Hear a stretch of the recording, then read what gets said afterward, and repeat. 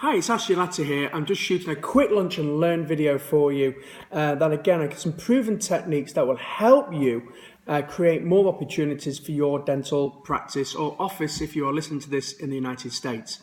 In my last video, I just talked about how I was calling 3 different charter surveyors to come and survey my property and how poor the whole experience was.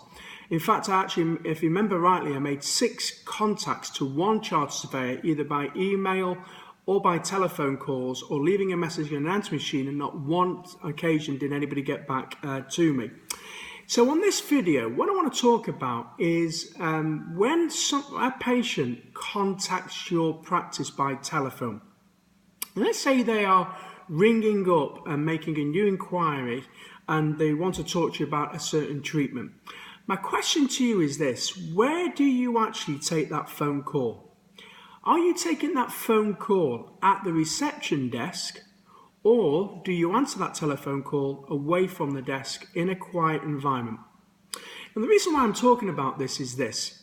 A few weeks ago, I was walking around a supermarket, a local supermarket here in Manchester, and it was one of those, it was August time, I was in no particular rush. I was walking around with a basket and putting, like I said, my shopping in, and I noticed this guy who had his mobile phone right next to his ear. And as I was sort of listening and observing in the phone call, what I did realise was that this guy was on the telephone and he was negotiating a business deal. Now, a little bit sad this, but I followed him for a few meters just to see how this negotiation was going. And he was really deep into a conversation. And at the same time, he was doing his shopping. And also what I did notice was he had 2 young children in tow as well. Now, what I really discovered or learned from this experience is this: however good negotiator he is, and I don't know how the phone call went in the end, one thing's for certain is that is definitely the wrong environment to have a business phone call with a customer. There's too much going on. You're in a supermarket, there's plenty of noise going on, he's doing his shopping at the same time, and he's also got 2 young children in tow. It's most definitely the wrong environment. And the reason why I'm talking about this is that if you answer a telephone call to a patient who's inquiring about your services, and you are doing this at the reception desk, chances are, do you feel that actually might be the wrong environment to take that call? Let's imagine you've got a patient ringing up, maybe they're inquiring, say, about orthodontic treatment, or maybe it's a patient inquiring about an implant. This is a patient who wants something that's possibly life-changing in their smile. You've got a patient who probably is lacking in self-confidence, or maybe they want a solution to a problem they have because they can't eat certain foods. And if you think about it, is answering that call at the reception desk the right environment?